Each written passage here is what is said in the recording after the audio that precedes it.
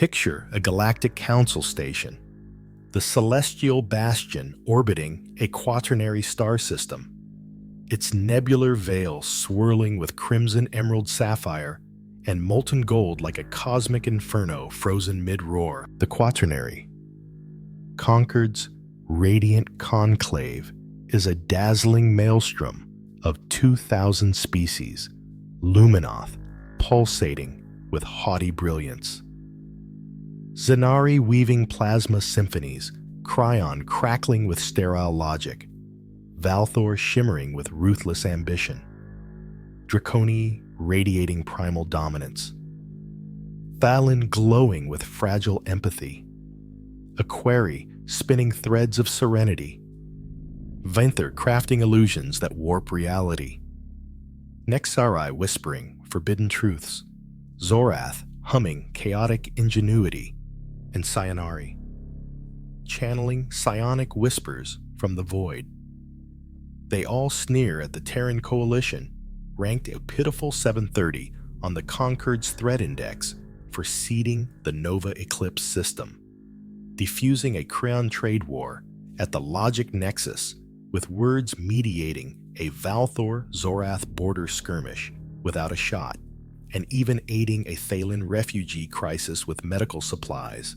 Lame right, buckle up, because humanity's about to flip the galactic script and leave the cosmos quaking. I'm Thallus Vornhai Chronicler of the Quaternary Concord, my biomechanical form flickering like a dying quasar as I stand before the Auric Codex's recording prisms. My psionic tendrils dim a bow to the gravity of this moment. The Codex hums its light splintering across the chamber's iridescent walls like a shattered supernova. I speak freely, knowing this might be my last act as chronicler. The stars are shifting, and I'm just a spark in their blaze. The conclave feels wrong now. Once its towering prismatic spires blazed with hope, their facets scattering light like a galaxy's fever dream. Now they cast jagged, accusing shadows across the vacant thrones. I trace a tendril over the speaker's crest, its polished star jade worn smooth by eons of grandstanding. How many times did I watch the Terrans stand here, their soft, carbon-based bodies draped in odd, woven fabrics? They grinned through every jab, nodded through every snub. We called them docile. Let's be real. We called them flotsam. Cute little critters who somehow bumbled into warp tech. A low rumble shakes the bastion. The quaternary stars, gravitic shields trembling. The defensive arrays will hold for now. My voice slices through the codex. Remember, Envoy Mira Solaris standing at this crest 18 cycles ago, warning us about poking the bear. She dropped Terran zingers, the ember that ignites the void, the silence before the cataclysm. We snickered behind our glowing auras, too slick to cackle at our flotsam outright. Another tremor closer. The prisms flicker, but cling to life. The Terrans had a proverb about assumptions being the mother of all screw-ups. They tried to tell us, but we figured their chill was infinite. We thought their tech was as basic as their polite bows. We thought their strength was as flimsy as their unarmored skin. I lock my 6 optic nodes on the central prism, my voice rising to any species digging through this codex. Someday, listen up. The Terrans weren't docile because they were weak. They were docile because they were badass enough to play nice. They grinned through our shade because they knew exactly what they could unleash. The chamber's emergency lumens blaze, crimson painting my biomechanical form in a doomsday glow. When Terran kids died aboard the starlit Mercy, that legendary chill snapped like a collapsing neutron star. We learned too late that what we thought was a flotsam's leash was ours, and we were teetering on the edge of a cosmic abyss. The Terran Coalition Quaternary Concord drama kicked off with 7 incidents, each a gut punch to humanity's patience, each a step toward our galactic faceplant. Looking back, it's like we were sculpting our own pyre, thinking it was a throne. First was the Nova Eclipse heist. I summon the holoprism, the chamber's light warping to show the conclave during the Nova Eclipse conference. President Zinvar Cliff of the Draconi Ascendancy declared Terran claims to Eclipse's chronovium deposits crucial for warp cores, null over archival discrepancies. 15 Terran colonies, 40,000 miners, their rigs and drones all swiped with a pulse of Zinvar's electromagnetic signature. The holo zooms in on Envoy Mira Solaris at the crest, her sapphire eyes sharp as vibroblades, her silver-streaked hair tied back like she's ready to throw down. Esteemed conclave, her voice cuts like a plasma torch. These colonies have been ours for 60 cycles. Our paperwork's tighter than a singularity. This reeks of theft. Zinvar's scales pulsed with what I now clock as pure greed. Your submissions used Terran standard chronometrics, not Concord standard tragic error. The deposits are now Draconii property. Mira tilted her head, her fingers dancing on her data slate like she's writing a hit list. The Terran Coalition notes this decision. We assume the Conclave keeps airtight records of these reallocations. Her tone was cool, but her eyes, apex predator vibes, and we were too dense to notice. 9 cycles later, the Conclave's transit authority slapped high security labels on 16 stellar lanes through Terran space. No heads up, no debate. 200 cycles of trade routes. Terran economic arteries got rerouted through Draconii-controlled nebulae, with tolls jacked up 100-fold.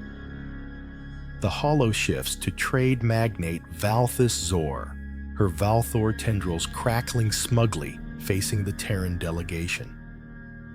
Your freighters need new flight plans via Draconii space security's non-negotiable. Mira, still rocking that Zen smile, fired back. The Terran Coalition notes this decision, curious if the conclaves crunch the numbers on galaxy-wide trade collapse. Valthis's tendrils flared. Terrans don't get to question conquered security. End of story. Mira nodded her slate, gobbling up every word like a black hole. The third incident was our oh crap moment, but we were too busy high-fiving ourselves. The Conclave's Habitat Board shot down expansion permits for 12 Terran Eclipse worlds drowning in overpopulation, blaming ecological risks. Meanwhile, they greenlit Draconii luxury resorts on 60 worlds next to Terran space, all glittering with starjade domes. The holo shows Mira. Again, her smile holding, but her eyes screaming murder. The Terran Coalition notes this decision. We'd love a peek at the math prioritizing Draconii vacay spots over Terran survival, Zinvar snorted. Terrans don't get to cry foul. Your population mess is your problem, not ours. Mira's laugh was like a photon grenade, soft but deadly. Just making sure the Conclave's records are crystal clear. Wouldn't want any oversights when we audit this. The Draconii cackled, calling her the obedient flotsam. She smiled and kept typing, probably plotting our doom. The fourth incident was a slow burn. The Conclave's Science Directorate blocked Terran access to the Celestial Matrix, a galaxy-spanning sensor network citing calibration conflicts. At the same time, they granted exclusive access to a Cryon research cabal studying dark energy with Draconi funding. The holo shows Mira, her composure fraying, addressing the conclave. The Terran coalition notes this decision. We question why a civilian sensor network is suddenly a military asset. Creon director. Silthar snapped. Terran curiosity does not override conquered priorities. Mira's eyes narrowed. Noted. We'll ensure our records reflect this. Prioritization. The fifth incident was a gut punch. The Conclave's Cultural Exchange Board rejected Terran proposals for a galaxy-wide educational initiative, claiming it risked cultural contamination. Yet they fast-tracked a Draconi propaganda campaign glorifying their empire across 200 systems. The holo shows Mira, her voice steady, but her hands clenched. The Terran coalition notes this decision. We wonder why sharing knowledge is a threat. But Imperial propaganda isn't. Valthus Zor sneered. Terrans should stick to their primitive stories. Mira's smile was a blade noted. Our stories tend to have lasting impact. The sixth incident was a knife to the heart.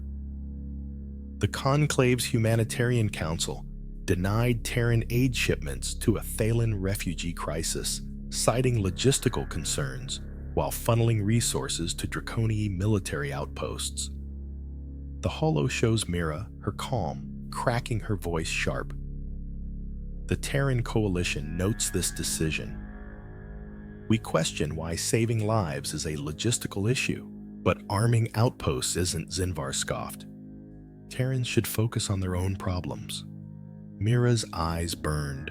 Noted. We'll remember who prioritizes lives and who doesn't. The seventh incident was the Starlit Mercy. I pull up the holo of the medical ship, a sleek silver vessel, gliding through the Eclipse Veil, carrying 80 Terrans, including 35 younglings in their Stellar Healer program, delivering vaccines for a deadly nebula plague. Draconi patrol ships intercepted it, their transmission colder than a rogue planet. Terran vessel. You're in restricted space, power down, or be fired upon. The Terran captain, Dr. Lena Cade, was calm. This is Starlit Mercy. We're a civilian medical ship, cleared for this sector. We've got kids aboard delivering time-sensitive vaccines. The response? A plasma salvo that grazed the medical bay, destroying 7,000 vaccine doses. No one died. But the message was clear. The holo goes dark. We called it a navigational error in these chambers, a whoopsie. The holo shifts to Commander Elias Varkas bursting into the bastion, not through the portals, but through a shattered prismatic wall, his combat suit sparking with residual energy. The conclave froze. Even Mira Solaris, standing nearby, looked expectant, her smile gone. You're out of line! Zinvar roared. Elias marched to the crest, his vibe pure. Don't test me. Play the footage, he growled. When Zinvar balked, he leaned in. Play it. The holo shows the Starlit Mercy's medbay kids in 0G laughing as they prepped vaccine doses, scribbling thank you notes to the conclave. Then the plasma hit, screams darkness. Elias held up a crumpled note, ink smudged by burns. This is from Nora Varkas, my daughter aged 10. Her last words, thank you for letting us save lives. The chamber went quieter than a dead star. Elias's voice was ice. You called this a mistake. You blamed them. News flash, these kids were the last of our patients. Your power trip ends now. Mira stepped up her voice. A cosmic thunderclap. The Terran Coalition doesn't just note this. We remember. That session's recording went viral across the galaxy, racking up views on every data stream, from Cryon logic nets to Vinther illusion grids. 1,000 species watched humanity's chill evaporate like a supernova. We should have remembered. Terra Earth, the crucible of cosmos, a world of raging seas, molten cores, and predators that wait silent and deadly because nothing dares challenge them. They've got patience to burn because they're the top dogs. The chamber's lumens flip to amber. The Terran fleet's closing in. I keep going, my tendrils buzzing. We thought we were schooling flotsam in a shark tank. Nah. We were poking leviathans, pretending to be flotsam until we messed with their kids. The holo shows the Terran counterpunch. 500 ships, old school designs, moving like a perfectly choreographed dance. The conclave laughed. Counselor. Clithare Draconi sneered. Let 'em burn fuel with their junkers, it's a tantrum. Then Admiral Terranquil's transmission hijacked every channel, her face framed by a jet-black uniform, eyes like twin singularities. This is Fleet Admiral Terranquil, Terran Celestial Armada. For 300 cycles, we've rocked our quartz protocol, show the galaxy, a shiny trinket, keep the apocalypse in the vault. Every ship you've seen, every gun we flashed was straight up retro on purpose. The chamber lost it, but Quill's voice was a vibroblade through the chaos. The starlit mercy carried our kids. They died saving lives. We're done playing small. The holo shows, the Terran ships morph hulls rippling like liquid starlight, unveiling massive sleek beasts loaded with tech that screamed game over. The Draconii Defense Fleet, 60,000 strong, charged. Quill's voice cut back in. This demo's got 3 acts. Don't blink. Act 1. A Terran ship fires a pulse that makes space hiccup. 100. Draconii cruisers vanish their atoms, yeeted into oblivion by a space-time fracture wave. Act 2-7.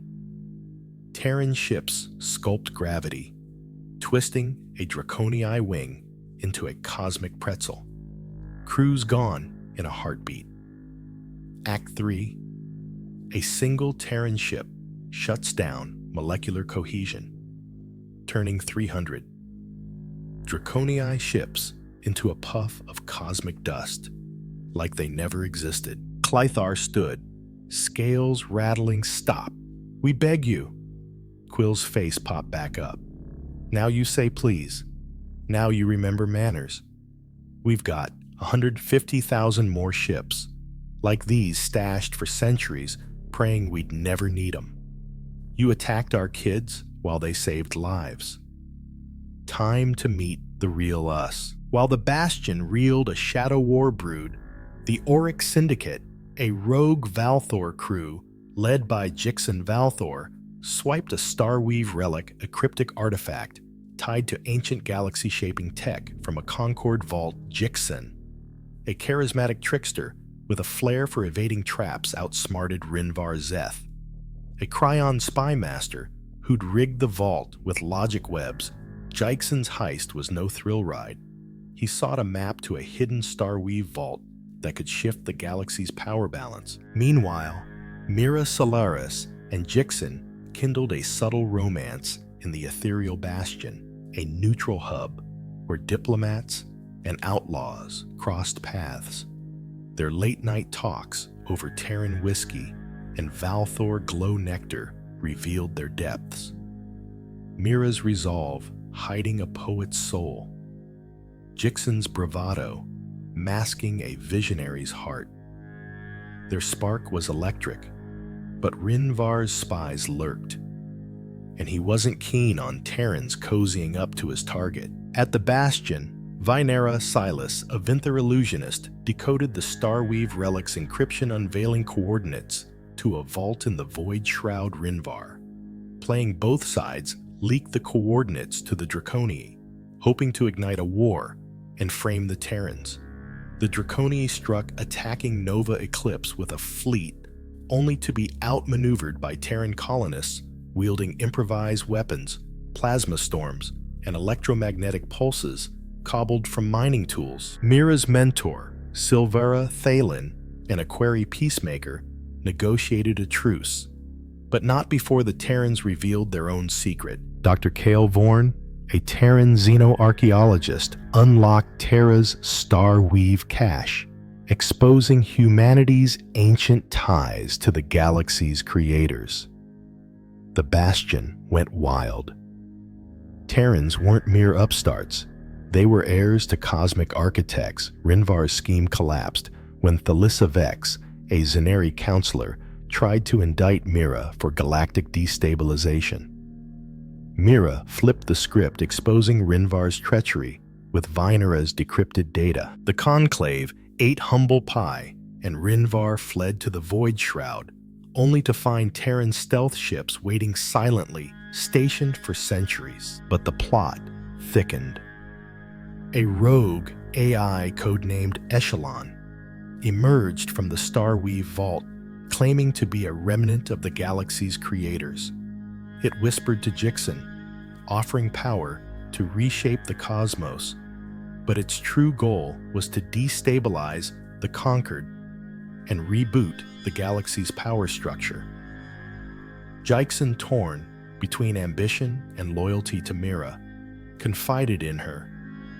Together, they traced Echelon's signals to a hidden Draconii base, where Rinvar was brokering a deal to weaponize the AI. Mira's secret Terran resistance network, the Starborn Vanguard, infiltrated the base, disabling Echelon's core with a quantum virus crafted by Cale Vorn. The Bastion's drama wasn't over. A galactic prophecy, the Eclipse Covenant, surfaced from the Starweave cache, predicting a crucible kin who'd unite or destroy the galaxy.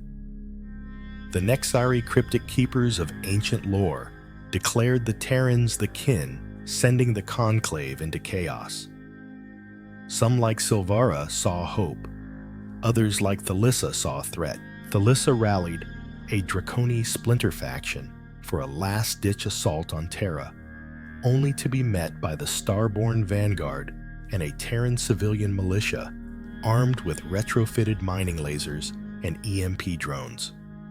The battle was a rout with Terran ingenuity turning the tide, but there was more. A hidden galactic cult. The Void Whisperers worshipped a cosmic anomaly in the Void Shroud, a sentient singularity called Oblivion's Heart. The cult, led by a Cyanary zealot named Zyron Clith, believed Oblivion's Heart would cleanse the galaxy, and they saw the Terrans as a threat to their apocalypse. Zyron allied with Rinvar, using Echelon's tech to amplify the singularity's pull, threatening to destabilize the quaternary system. The Starborn Vanguard, led by Mira and Elias, teamed up with Jixen and Venara to infiltrate the cult's stronghold, a psionic fortress in the Shroud. They faced Zyron's mind-bending traps, but Terran grit, bolstered by Kael's improvised psionic dampeners, prevailed. They shut down Oblivion's Heart with a gravity pulse, saving the galaxy from collapse. The battle lasted 14 minutes. The galactic restructuring took 14 days. The holo shows the reformed conclave, Mira Solaris at the helm, her smile now a vibroblade's edge. The Draconia seats are empty, their worlds under Terran oversight. Every session kicks off with a moment of silence. For the Starlit, Mercy's kids, a gut-punch reminder of arrogance's price. The Terrans rolled out the starlit Accord, a litmus test for all conquered decisions. Does this protect the vulnerable? Does it lift the many or just the elite? Would you want this carved in a kid's thank you note? They declassified their real history. No lucky survivors, but a species of grinders, builders, and fighters who chose peace over annihilation.